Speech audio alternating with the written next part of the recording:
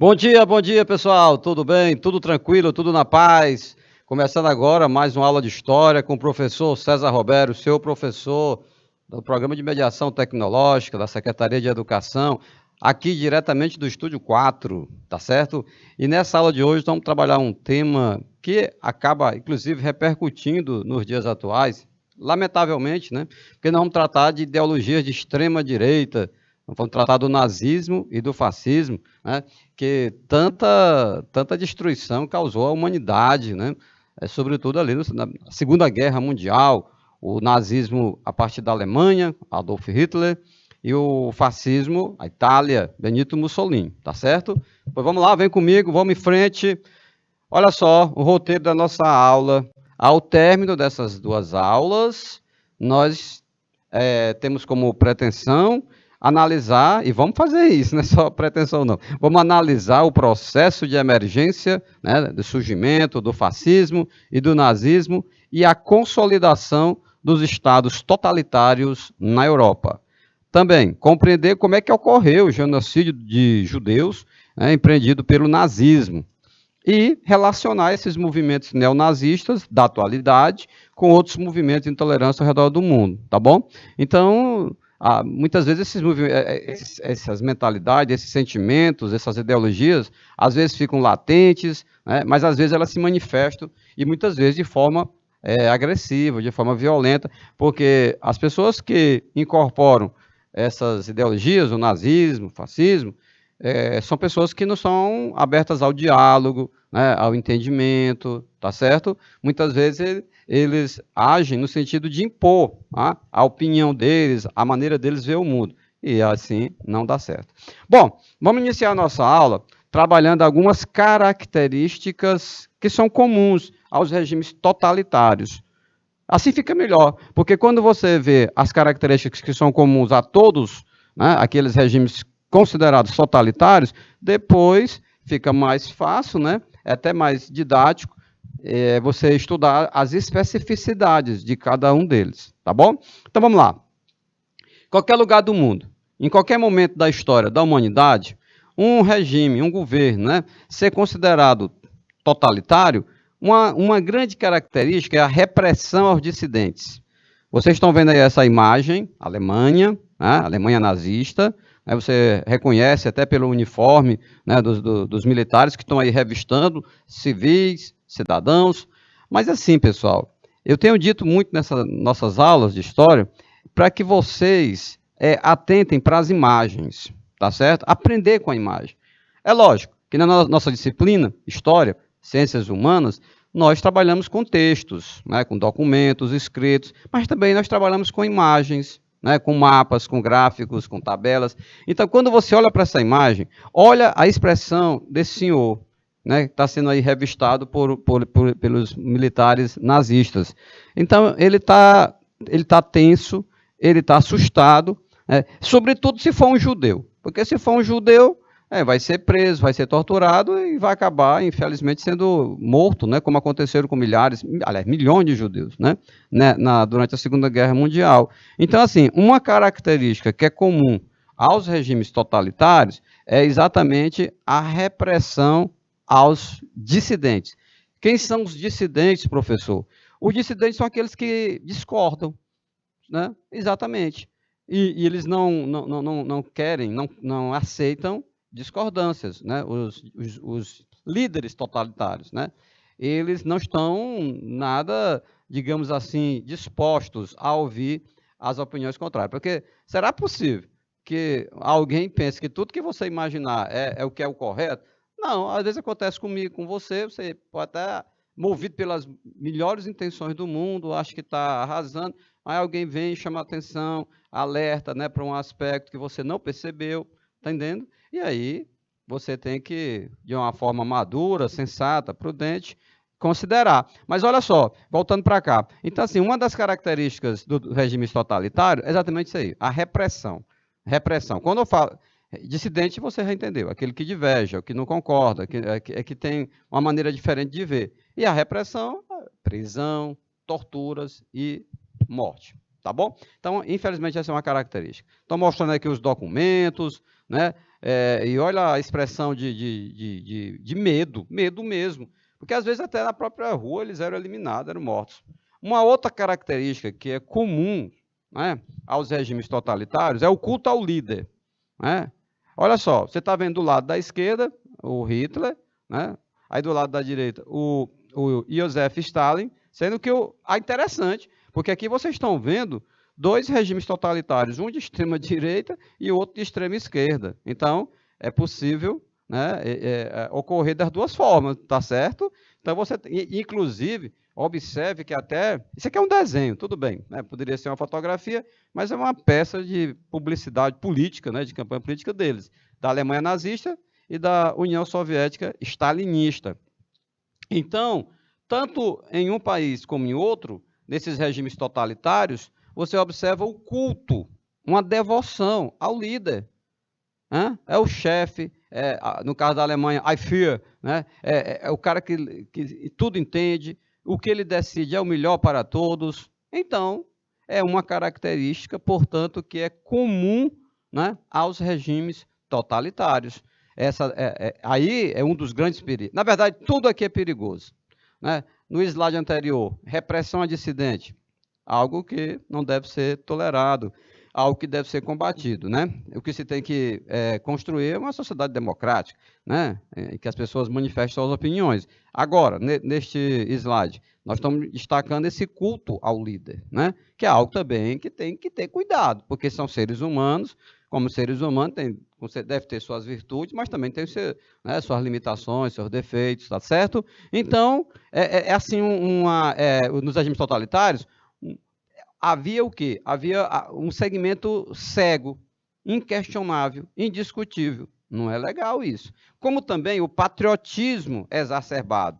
Porque uma coisa é você ser patriota, defender seu país. O meu país é bonito, o meu país é lindo, é acolhedor, né? Tem muitas riquezas. Outra coisa é você dizer, o meu país é superior, é melhor do que o seu. Você está entendendo? É o que nós chamamos de patriotismo exacerbado. Entendeu? É assim que o Hitler fazia com a Alemanha. Era assim que o Stalin fazia em relação à ex-União Soviética. Não era tão somente enaltecer a sua nação, era colocar a sua nação como no patamar acima das outras, que deveria dominar as outras nações. Você está entendendo? Então, é uma relação bastante desrespeitosa, inclusive, né? Porque as nações devem conviver de forma respeitosa. Mas não foi isso que aconteceu, não, né? Foi isso que vocês sabem o que, é que vai resultar isso aí. O Hitler vai invadir a Polônia, vai invadir a Tchecoslováquia, a França. Essa história de dizer que a minha pátria é superior à sua, então a sua vai ser dominada pela minha. Era isso que acontecia naquela época. Então está aí uma outra característica dos regimes totalitários. Como também uma intensa propaganda. Vocês estão vendo aí uma senhora, né, no meio da rua, tipo um mural, uns jornais, ela está lendo. Olha só que interessante. Analisemos essa fotografia. Né? Na anterior era uma gravura, né, um desenho. Aqui não, aqui é uma foto. Essa senhora, ela para na rua, ela olha, está pregado aí na parede, para que todos vejam, e observe que nesse impresso que está aí, né, na parede, tem mais fotos, mais imagens do que textos. Tá certo? Então, eles trabalhavam muito o aspecto visual, né? Aí, lógico, as imagens eram criteriosamente selecionadas, né, para exatamente impactar. Né? E olha só, aqui você está vendo a questão do culto ao líder. Né? No canto superior esquerdo, você está vendo a fotografia do Hitler com Mussolini. Tá? E a senhora lê. E essa senhora está absorvendo essas informações. Tá legal? Então, os regimes totalitários trabalham com intensa propaganda, né? Enaltecendo os feitos do grande líder. Está tudo conectado. E também, pessoal, com censura. Ou seja, por um lado, é fazendo a propaganda, né, das ações dos governos totalitários, enaltecendo o líder, e, por outro lado, é abafando, é impedindo que ideias contrárias se manifestem. Então, quem lia o jornal só tinha acesso à visão, né, ao olhar do governo totalitário. Né? Lendo esse jornal, estando na Alemanha, dá para observar que os títulos estão em alemão, então, é lógico que a versão dos fatos, que esta senhorinha, né, simpática, está de costa, né? Mas a senhorinha simpática, pode até dominado por uma certa ingenuidade, né? Está lendo essas informações, ela está absorvendo o quê? Ela tá observando só um lado. Ela não está tendo acesso à opinião contrária, à opinião divergente. O que é interessante, pessoal. Isso aí vale até para hoje, sabia? Então, em relação a qualquer tema, procure ouvir, né, várias opiniões antes de você fazer juízo de valor, tá bom? Outra característica também dos regimes totalitários está aqui, o expansionismo. O que vemos nesta fotografia? Soldados alemães, nazistas, desfilando em Paris, tá certo? Porque a França foi invadida pelo exército nazista, tá bom? Então, tem outras imagens desses desfiles aí, tem uma que eu me lembro agora, que eu estou falando, ministrando a aula, tem uma fotografia que tem um senhor um adulto assim próximo, né? Ele está acompanhando esse desfile, e o que é que ele fica? Ele está chorando, cara, um adulto, um senhor, porque ele está vendo o país dele sendo invadido, sendo ocupado. Então, a reação que lhe veio ali de imediato foi chorar. Então, ele estava muito emocionado. Mas aqui vocês estão vendo. Então, expansionismo tem a ver com... Você está lembrando que eu falei que estava tudo conectado, né, nos regimes totalitários? Então, nós já comentamos, slide anterior, uma das características do regime totalitário era o nacionalismo exacerbado, não é isso?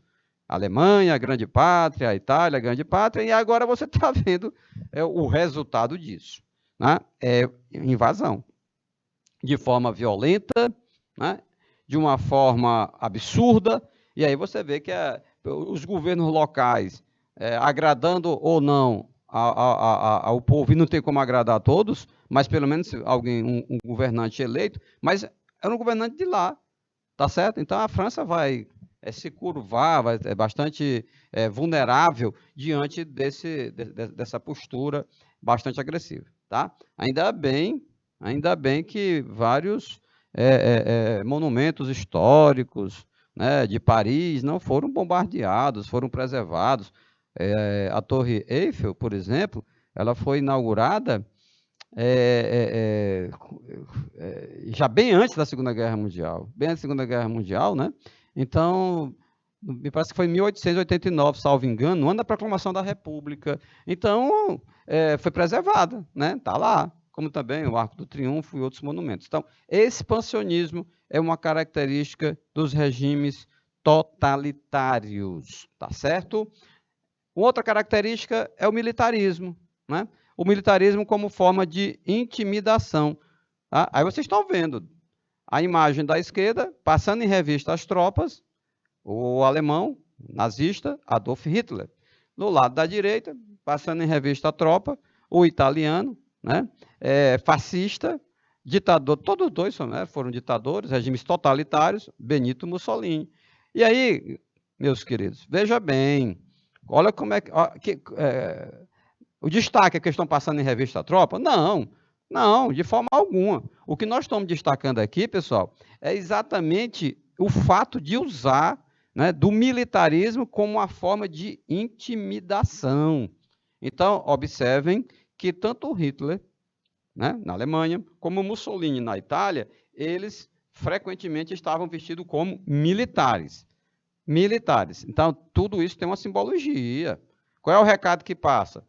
Eu controlo as Forças Armadas, né? Não venha divergir de mim, porque senão você pode sofrer as consequências. Você pode ser preso, você pode ser torturado, pode ser morto, tá certo? Então, assim, o militarismo é algo bastante comum nos regimes totalitários, mas tem esse sentido, tem essa lógica que eu estou comentando com vocês, que é de intimidar, né? É de causar, você fica paralisado. Você não, imagine na Alemanha, imagine na Itália, alguém que não concordasse com o Hitler, que achasse um absurdo aquilo que ele estava dizendo, que ele estava fazendo mesmo, né? Falando e fazendo. Então, mas ele ficava com receio. Por quê? Porque ele se via cercado de militares nazistas na Alemanha, fascistas na Itália. Então, muitos se calaram, muitos se omitiram, procurando preservar a vida. Outros, né, foram mais audaciosos, né, mais decididos, né, e acabaram enfrentando, e muitos foram presos, torturados e mortos. Enfim, então, pessoal, a juventude, presta atenção, inclusive a juventude na Alemanha, a juventude na Itália, foi muito atraída pelos esses desfiles militares, por usar aquele uniforme. Eles se sentiam empoderados, tá legal? Né? Então, uns até se sentiam tipo uma autoridade, muito jovem, mas já com uniforme nazista, né? Você está entendendo? Então, a história da arma, né? Até para intimidar os outros colegas também, amigos. As pessoas, já é uma forma de se diferenciar, numa idade bastante delicada, né?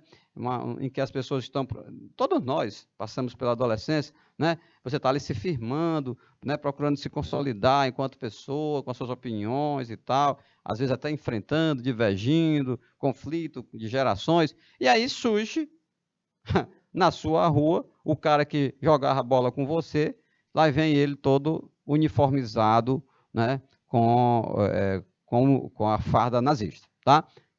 Opa! Né? Então ele já vem com uma certa arrogância, com uma certa prepotência. Você está entendendo? Não mexa comigo. Então, isso foi até uma maneira, né, desses regimes totalitários conquistar algumas pessoas, né, para que viesse fazer parte. E, por outro lado, como está na sua tela, era uma forma de intimidar. Né? Era uma forma exatamente de paralisar qualquer tipo de divergência. Né? Então, quando os nazistas começaram a matar os judeus, de forma absurda, cruel e covarde, com certeza muitos, ou alguns, não concordaram, outros nem souberam, porque essa parte também não era divulgada, né? Há quem diga até que quando os aliados venceram a guerra e abriram os campos de concentração, onde milhares de judeus foram mortos, houve alemães que disseram, eu não sabia, eu não sabia mesmo não, né? Por quê? Porque a imprensa sofria censura, mas, por outro lado, muitos fizeram foi ver, né? Porque, às vezes, até na própria rua, eles matavam os judeus, era uma coisa absurda, tá bom? Vamos lá, seguindo, né?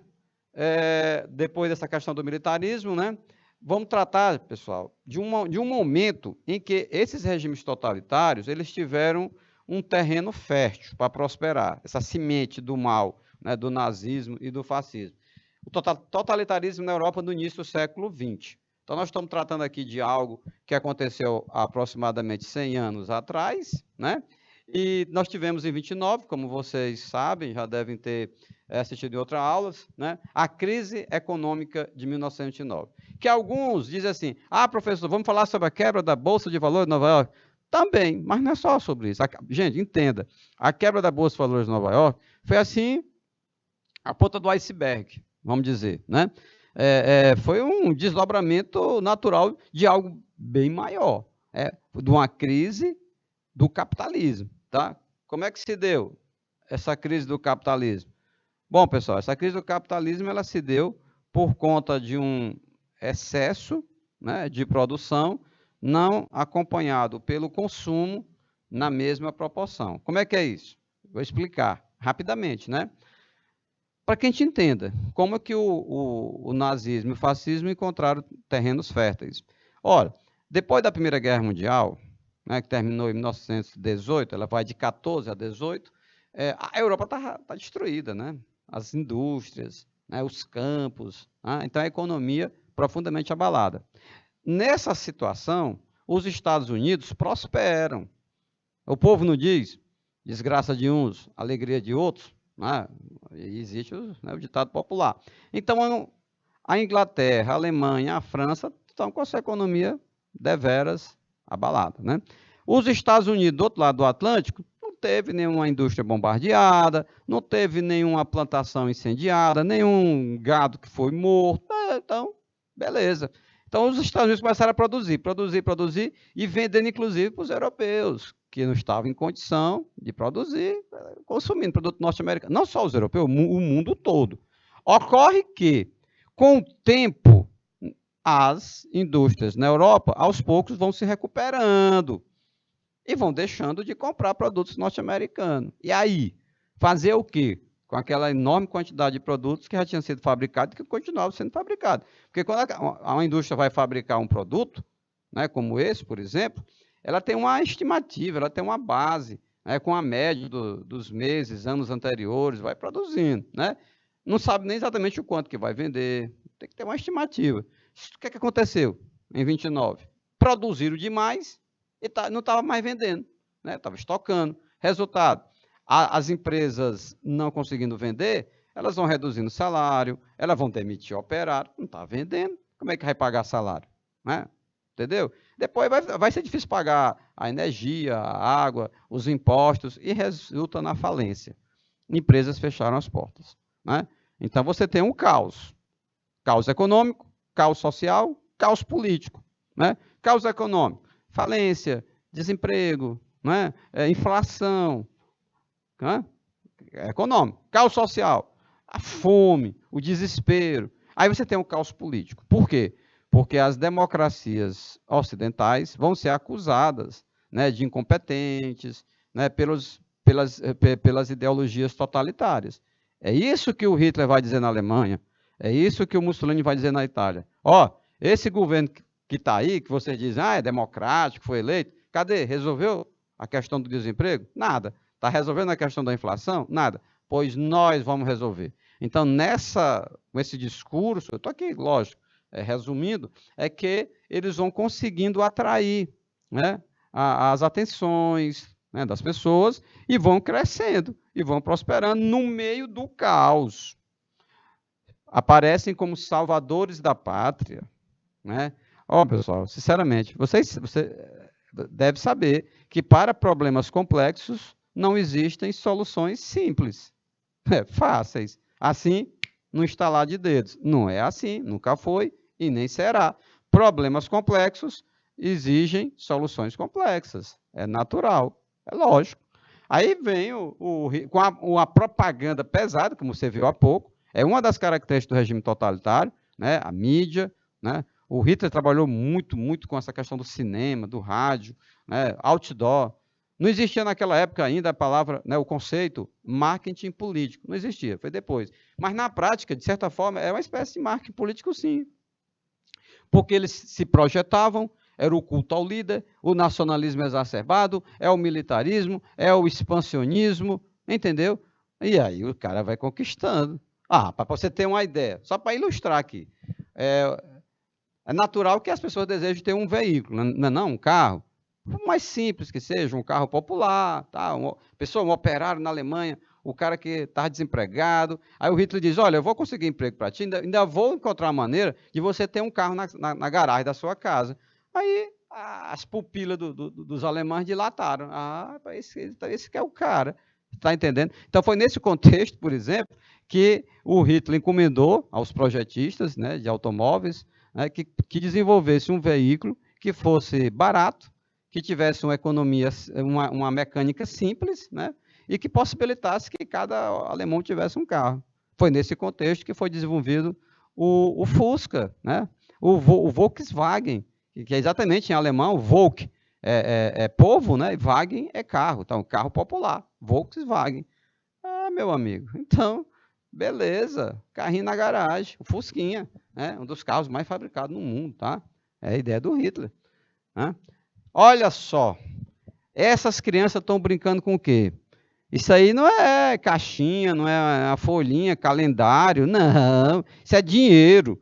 Olha só, é marco alemão, mas perdeu tanto valor que os meninos, ao invés de estar brincando com o carrinho, né, as meninas com a bonequinha, estão aí brincando com dinheiro, uma pilha. Desvalorização do marco alemão. Crianças brincam com dinheiro. Se esse dinheiro tivesse valor, você acha que os pais dele iam deixar esse menino brincando, fazendo pilhas de dinheiro? É porque perdeu o valor, gente. Virou papel pintado. Resultado, desdobramento da crise econômica de 1909. Então, a economia europeia, ela sofre com a redução das importações pelos Estados Unidos. Empresas entram em falência e demitem. Os governos democráticos, como eu falei há pouco, não solucionam, né, os problemas econômicos e sociais dos seus países. Eles foram eleitos democraticamente, né, pelo voto, tá? Mas milhares de desempregados, indústrias quebrando, né? Então, eles não tinham, assim, naquele momento, não encontraram soluções. Interessante que, do outro lado do mundo, nos Estados Unidos, foram encontrar uma solução, é o New Deal, né? É uma outra história. Com fortes investimentos do Estado, do governo norte-americano, construindo estradas, escolas, hospitais, conseguiram gerar emprego e dinamizar a economia, o dinheiro circulando, né? Mas na Alemanha, não, né? Até porque, pessoal, veja bem, tanto a Alemanha como a Itália tinham sofrido na Primeira Guerra, não é? Então, quando você está em 29, que é quando aconteceu essa crise econômica de uma repercussão mundial no capitalismo, nós estávamos com o quê? Com 11 anos, né, que tinha acabado a Primeira Guerra Mundial. Acabou em 18. Então, 11 anos, não é muito tempo. Então, ainda tinha sequelas, vamos dizer assim, da Primeira Guerra Mundial, né? Os ferimentos não estavam ainda totalmente cicatrizados, tá certo? Então, fica muito complicado, né, para o próprio país reagir, né? Como no caso dos Estados Unidos reagiram, tá certo? Está aí uma imagem inusitada, crianças brincando com o marco alemão, tá? É um momento de desajustes na economia. Olha que imagem, outra imagem fortíssima. Vocês estão vendo aí? Nós vemos um soldado alemão. Não sabemos o nome dele, não precisa saber, mas vamos fazer uma leitura da imagem, né? Ele está de uniforme, né? Ele lutou na Primeira Guerra Mundial, ele mutilado, você está vendo que ele está, né, uma perna teve que ser amputada, você está vendo aí a bengala do lado, ele está com a cabeça baixa, ele está envergonhado, pessoal. Chegar a esse ponto de, né, pedir esmolas, né? Pedir esmola. Ele lutou, defendeu o país dele, a Alemanha, na Primeira Guerra Mundial, está ali sentado numa rua, o cidadão passou, né, ficou sensibilizado, vai lá colocar, né, uma moedinha, né, numa cédula, no cap, é o cap que coloca na cabeça e está usando ali para receber exatamente, né, o dinheiro. E ele está. Precisa dizer para você que ele está envergonhado? Não. Você nota pelo semblante, né? Tanto está envergonhado ele ao receber, né, porque ele não está em condições de trabalhar. Olha só, com o próprio uniforme militar, né? E também com o outro alemão que está dando ali a esmola, também está, de certa forma, envergonhado. E a Alemanha, pessoal, quando sai dessa Primeira Guerra Mundial, ela sai humilhada pelo Tratado de Versalhes. Esse Tratado de Versalhes foi cruel com a Alemanha, né? A Alemanha teve que pagar pesadas indenizações de guerra, foi considerada a culpada pela Primeira Guerra Mundial, perdeu o território, então, pesado. Surge a necessidade de uma reconstrução, né? De reconstruir a Alemanha, tá certo?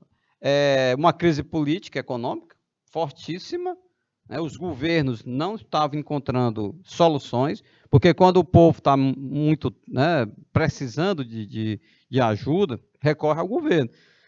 Os governos democráticos na Alemanha não estavam contribuindo, não estavam colaborando, né? Esse senhor alemão, militar, né, que lutou na Primeira Guerra, veja bem, se a Alemanha não tivesse uma situação tão difícil na economia, ele teria direito a receber uma espécie de uma pensão. Se ele está inválido, se ele não tem condições de trabalhar, se ele lutou defendendo o país, nada mais justo que ele recebesse uma pensão, né, para ele poder sobreviver, um determinado valor, né? Mas não, nada. Aí você tem o quê? Desemprego, fome. Ou seja, a Alemanha está sem perspectivas, né? Os alemães estão sem perspectivas, né? Não estão visualizando a luz no final do túnel, tá?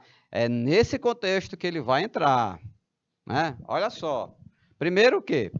Primeiro, o caos econômico contribui para o fortalecimento de movimentos políticos e sindicais de esquerda na Alemanha. Vocês estão vendo aí a manifestação, trabalhadores, então as ideias socialistas, elas vão também se espalhar, elas vão se consolidar. As elites alemãs observam tudo isso de forma temerosa, com medo. Se este povo, olha essa imagem, né? A maioria deles desempregados, alguns estão subempregados, estão empregados, mas estão ganhando bem pouquinho, trabalhando muito. eles precisam de mudanças, eles querem mudanças, tá? E então o movimento sindical de orientação socialista, né, comunista, eles vão, através dessas manifestações, atraindo as pessoas. É isso, atraindo o povo procura a solução. Então, no campo do sindicato, eles dizem, ó, temos que fazer greves, né, nós temos que pressionar, né, os governos e tal, de uma forma mais ostensiva, né? E os empresários ficam tensos, né? Porque se este povo chega ao poder, né, não teriam risco, trabalhadores, operários, então os banqueiros alemães, os industriais alemães começam a se articular, né? Exatamente, porque era uma ameaça, a multidão nas ruas. Aí ele entra. O Hitler chama os empresários e diz, não, se vocês quiserem me patrocinar, eu estou no ponto. Olha essa imagem, né? O que tinha de tristeza lá naquele militar alemão, cabeça baixa, né, pedindo esmola, você tem alegria neste outro alemão aí, no Hitler, e naqueles que o seguem. O povo aclamando, né? Ele de uniforme militar.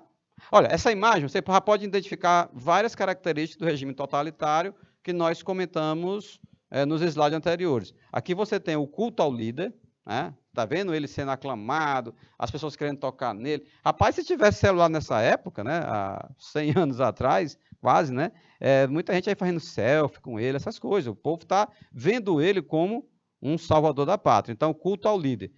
Segundo, ele está vestido de uniforme militar. Militarismo. Tá certo? Terceiro, essa imagem rodou a Alemanha. O que é isso? Propaganda. Tá? Propaganda. Então, veja, meus queridos, que tudo está conectado. Então, o nazismo passa a conquistar o apoio dos banqueiros industriais, com a eficiente campanha publicitária que conquistou o povo, você está vendo aí o povo aclamando, cumprimentando, né, o Hitler com a mão cumprimentando um, o outro com a mão cumprimenta outro, né, com a eficiente campanha publicitária conquista o povo e com o apoio financeiro das elites alemãs, Hitler chegou ao poder na Alemanha em 1933. Opa, professor César, isso foi quantos anos antes de começar a Segunda Guerra? Meus queridos, 6 anos apenas. Em 1939 começou a Segunda Guerra. A primeira acabou em 18, em 1929 foi a grande crise do capitalismo. Então, e 10 anos depois, em 1939, começa a Segunda Guerra Mundial. O Hitler só precisou de 6 anos, né, para preparar a Alemanha para a guerra. Ele foi muito rápido, né? Há quem diga que nunca uma inteligência foi tão canalizada para o mal, para a destruição, como a mente de Adolf Hitler. Porque você pode dizer tudo dele, mas dizer que ele não é inteligente, não foi, infelizmente foi, mas foi para o mal, foi para a morte, para a destruição. Né? Porque 6 anos, pessoal, como é que a Alemanha sai do buraco, da cratera, porque a Alemanha estava arrasada. Está lembrado daquela imagem lá do soldado alemão pedindo esmola? Então, o Hitler, ele entra com um discurso motivador, ele reergue a autoestima do povo alemão, tá? Ao tempo que ele escolhe o povo judeu como tipo um bode expiatório, né? Os culpados de terem perdido a Primeira Guerra, tudo mentira, né? Mas o próprio Hitler, ele tinha um ministro da propaganda, o Goebbels, que ele dizia, abre aspas, uma mentira dita várias vezes se torna uma verdade, fecha aspas. Entendeu? Então, os regimes totalitários não trabalham com a verdade, trabalham com a mentira, e a mentira repetidas vezes. Então, vejam bem, o nazismo, a ideologia que o Hitler divulgava, por um lado, apoio popular, o povo batendo palmas, querendo pegar na mão dele. Por outro lado, grana, e não era pouca não, né, dos banqueiros alemães, dos industriais alemães. Você vê aquelas imagens, você já deve ter visto, né? Em vídeos, documentários, manifestações enormes, bandeiras imensas, esses militares nazistas todos com uniformes impecáveis. Ah, meu irmão, você acha que tudo isso aí saiu do bolso do Hitler? Mas lógico que não. Teve um patrocínio, né? Teve um apoio financeiro dos banqueiros. Tá certo? Ok? Vamos em frente? Olha aí, pronto, tá aí. Olha a manifestação dessa daí. Olha essas bandeiras, né? Olha esses uniformes. Tinha um sistema de som muito potente. Tudo isso tem uma conta, tem uma despesa. Ninguém dá nada de graça para ninguém. Então, os banqueiros, os industriais, né, os ricos, os grandes latifundiários na Alemanha, Você vê que lá não tem nem latifúndio na Alemanha, que o país é pequeno, é banqueiro mesmo, banqueiro, industriais e comerciantes, bancando, patrocinando. O partido nazista, conduzido por Adolf Hitler, tira proveito do caos na Alemanha. Acusa o governo de ser incapaz de resolver os problemas econômicos e sociais e prometem soluções. Lembram? O salvador da pátria é o cara que vai resolver, né? Vamos confiar nele, ele é o chefe, é o Führer, né? É o Führer. E é aquele slogan nazista em alemão, Ein Führer, ein Reich, né? Que, ou seja, um líder, um reino, né? Que sintetiza, né? A ideologia na Alemanha. Ein Volk também, né? Um povo, o povo alemão, tá? Ein Reich, ein Führer, né? E Ein Volk, um povo, um líder, né? E um reino, tá certo? Que seria o terceiro Reich que ele propagava, que ia durar 1000 anos, ainda bem que não durou isso.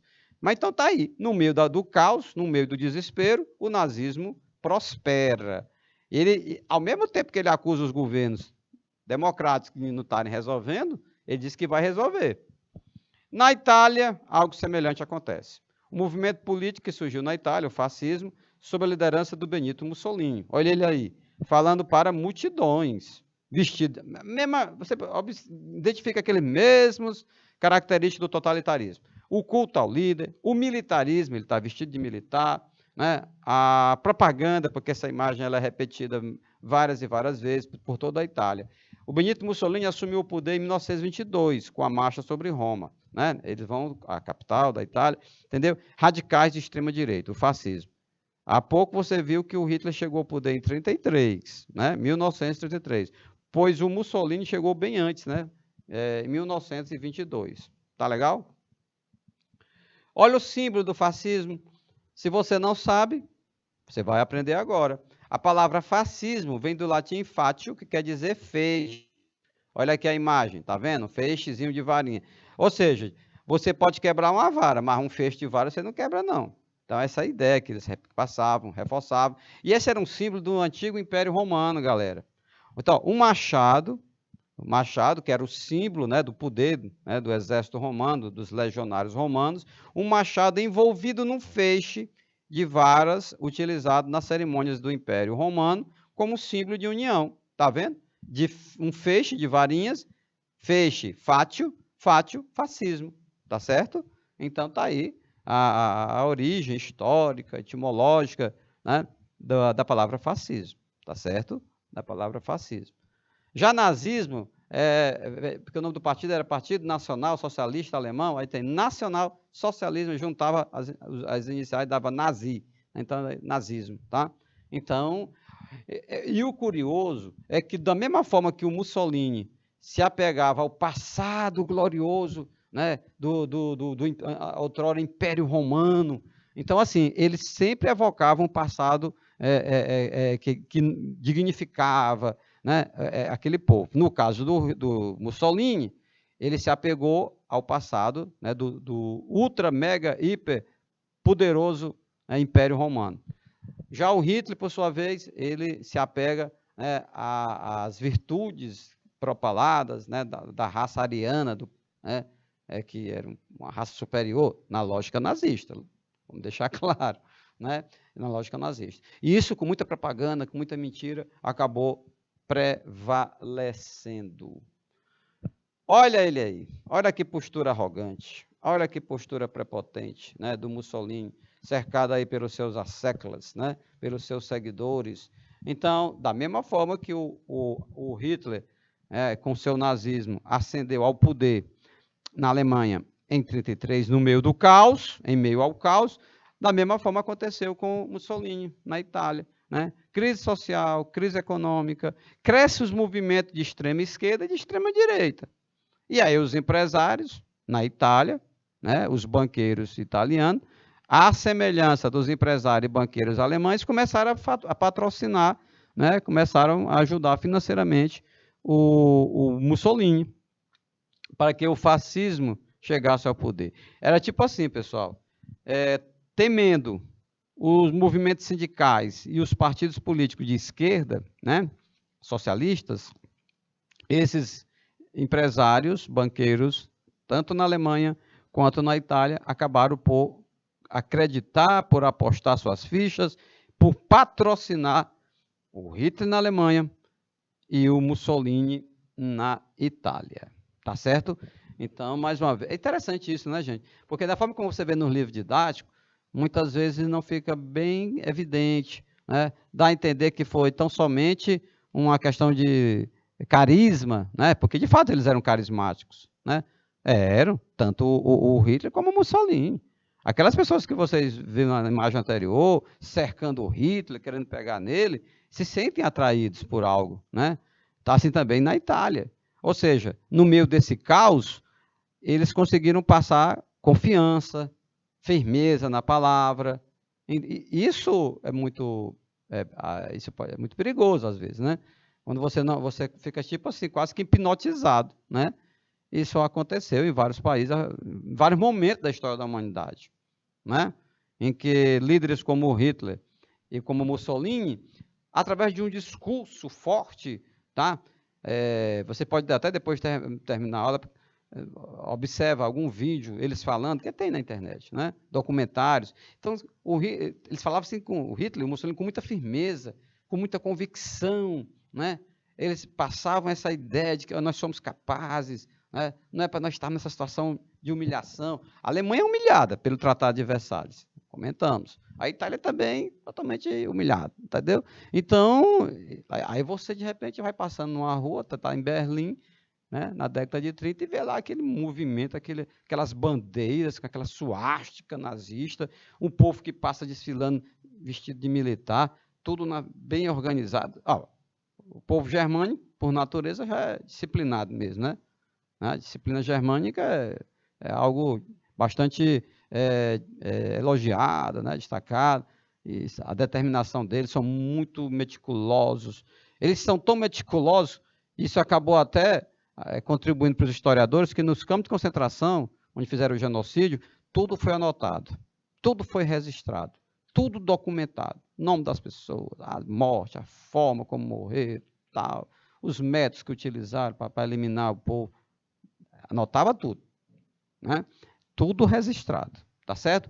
Então, pessoal, 100 anos depois, você não pode assim olhar para trás, para o passado, aí você, agora, sabendo o que aconteceu, né, o extermínio, o genocídio, as crueldades, fica até mais fácil para nós, né, chegarmos a um juízo de valor em relação a esses regimes totalitários. Mas muitas pessoas, até de boa índole, de boa fé, acabaram sendo levados nessa enxurrada do nazismo e do fascismo, né?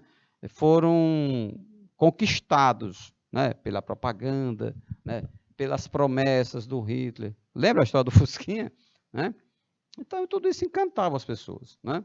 Tudo isso encantava. Inclusive, isso aí é até uma questão que muitos historiadores se debruçam. Como é que um povo inteligente, como o povo da Alemanha, né, o povo italiano, se deixaram levar, né, por esses líderes sanguinários, né, cruéis, entendeu? Mas é algo que você procura, até muitas vezes no campo da psicologia, tentar entender, mesmo que no campo da análise histórica, né? Análise histórica, tá certo? Vamos em frente. Novamente uma imagem, né? Os camisas negras, olha como eles estão. A mesma, né? A postura firme, decidida, determinada. Então, os camisas negras, como eles eram conhecidos, né, os fascistas, lideram uma grande manifestação que ficou conhecida como Marcha sobre Roma. Né? Fizeram esse grande movimento, sob o pretexto de estarem exigindo melhorias sociais, objetivavam era a conquista do poder. Em 1922, o rei Vítor Emanuel III convida Mussolini para organizar um novo governo. Pobre rei, pobre rei, pobre Vítor Emanuel III.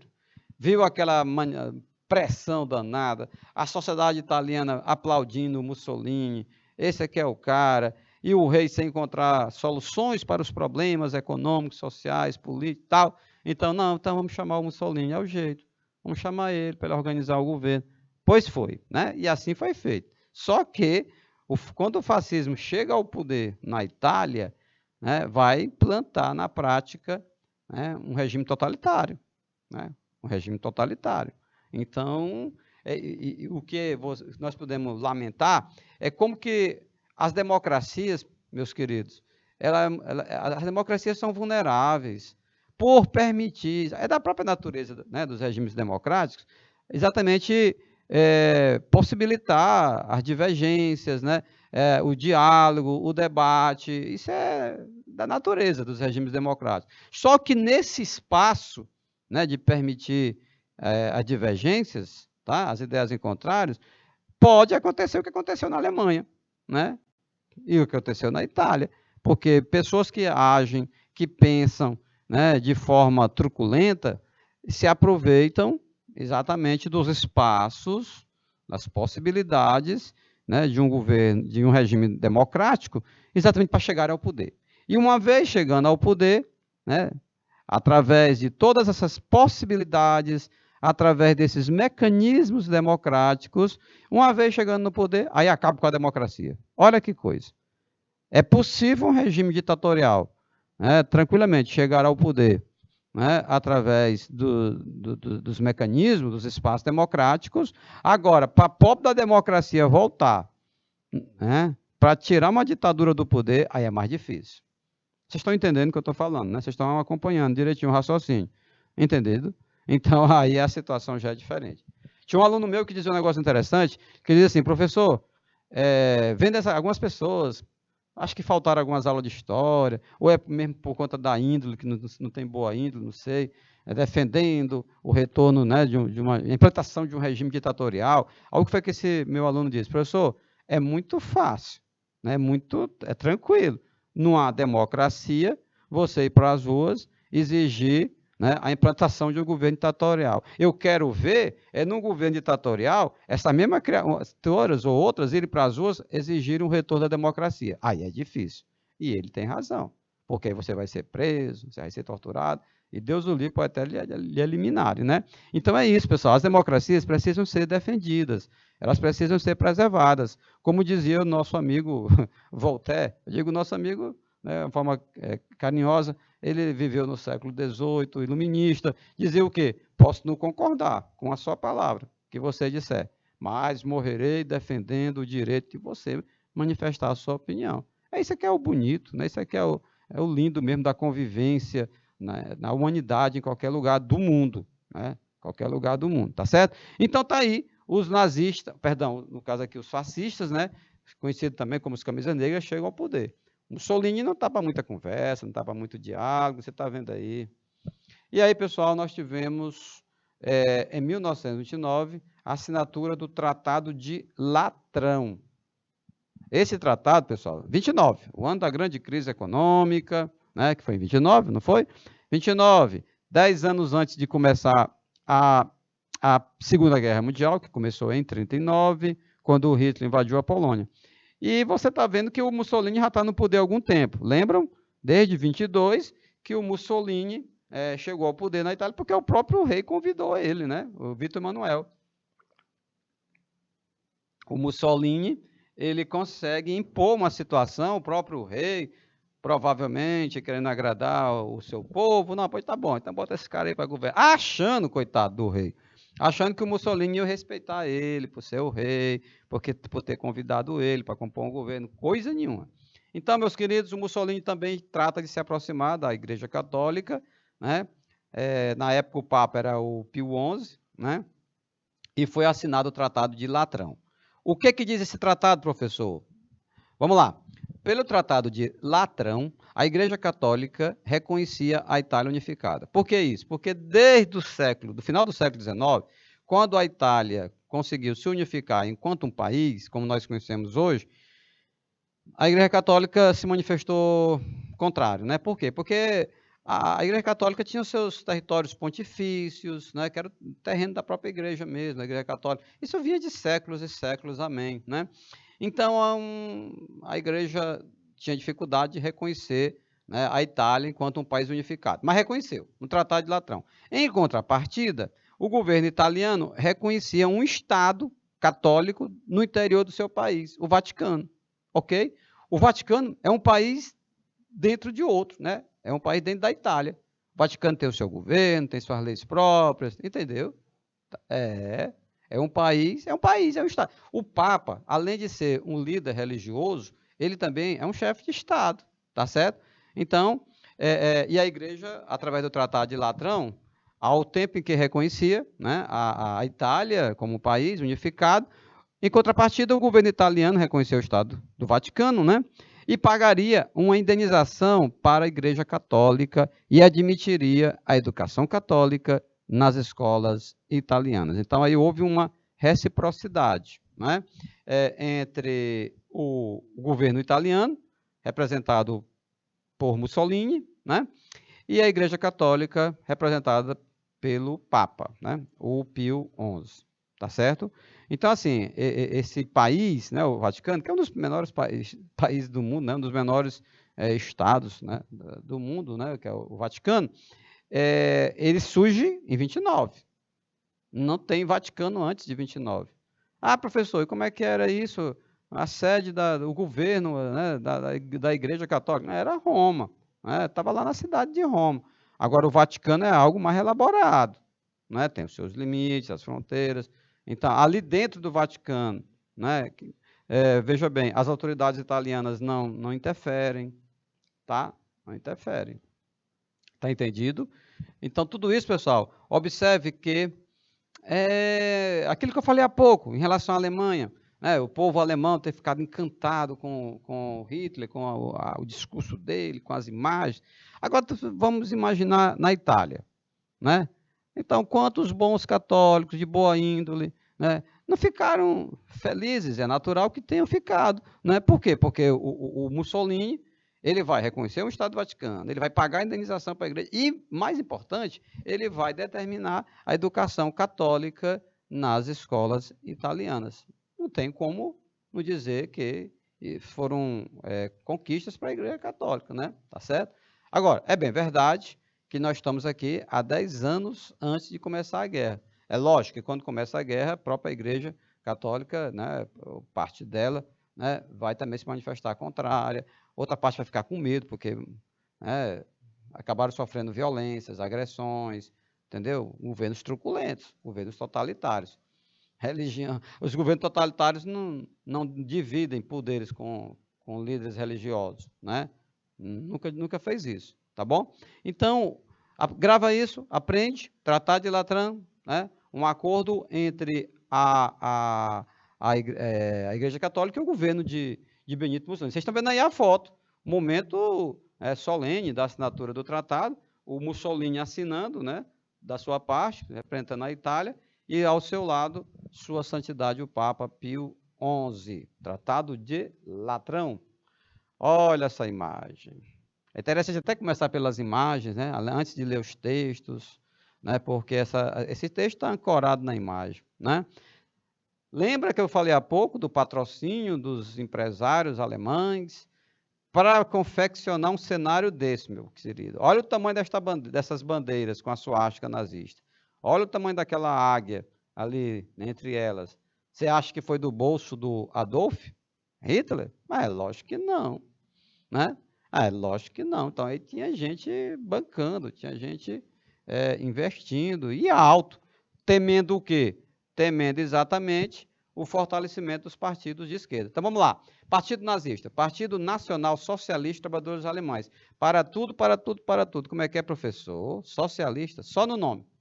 Só no nome, né? Não era socialista. A rigor não era, pessoal. Era um partido com a ideologia de extrema-direita, tá?